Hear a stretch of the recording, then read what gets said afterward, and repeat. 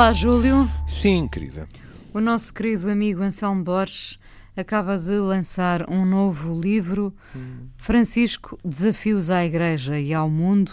E a propósito deste novo livro, o Anselmo Borges deu uma entrevista ao Expresso e eu destacaria uma parte desta entrevista que nada tem a ver com o título.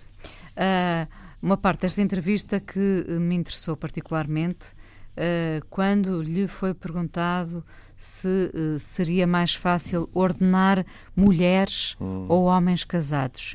E o Anselmo parece ter respondido sem hesitações, ainda que isto na escrita seja mais complicado de perceber se há hesitações ou não. Mais fácil ordenar homens casados porque a Igreja é misógina.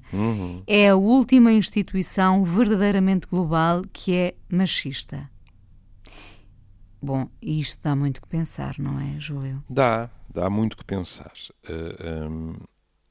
E depois, e acho que encaixa perfeitamente naquilo que pôs em cima da mesa, ele fala da atração, digamos assim, da devoção pela figura de Maria.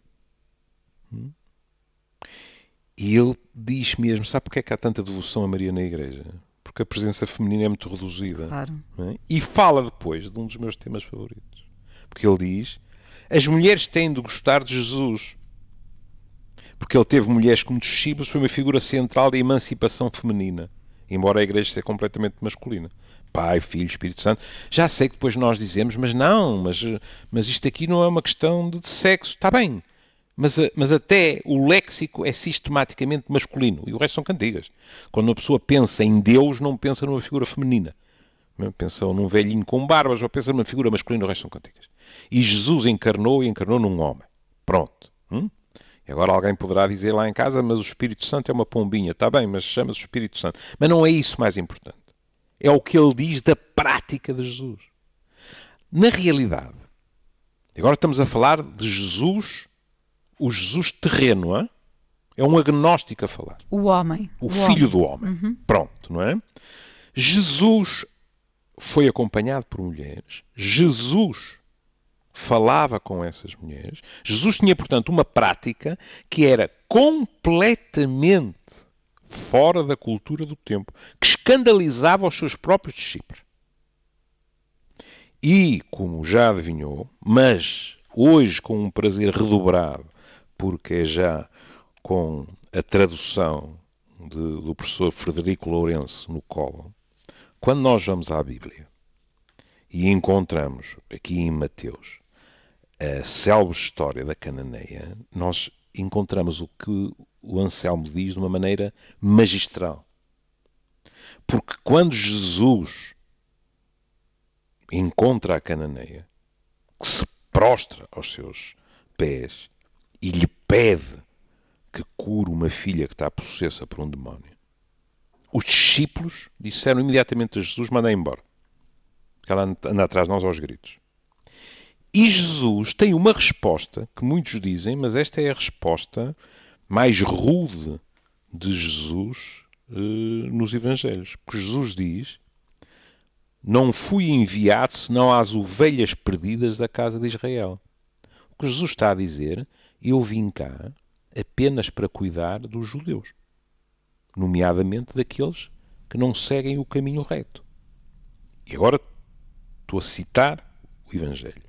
Mas a mulher veio prostrar-se diante dele, dizendo, Senhor, ajuda-me. E ele respondeu-lhe, não é bonito tirar o pão dos filhos para o lançar aos cães, o que também é muito violento.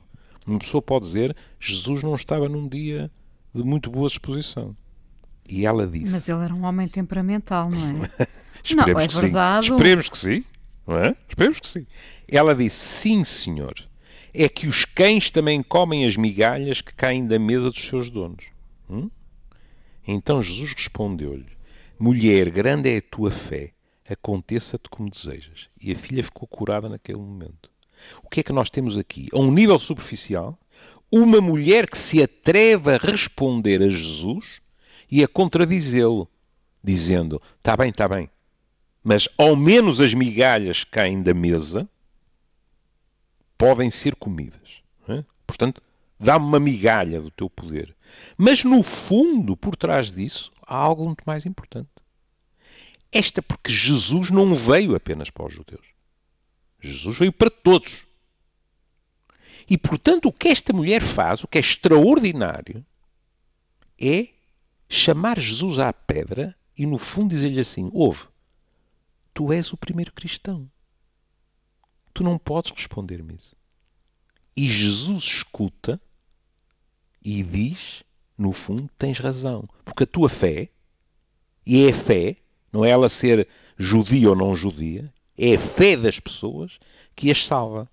E, portanto, poderíamos dizer que houve uma mulher que um dia em que Jesus, entre aspas, espero não chocar ninguém, se distraiu e foi menos cristão, foi uma mulher que lhe disse: cuidado, não estás a ser igual a ti próprio.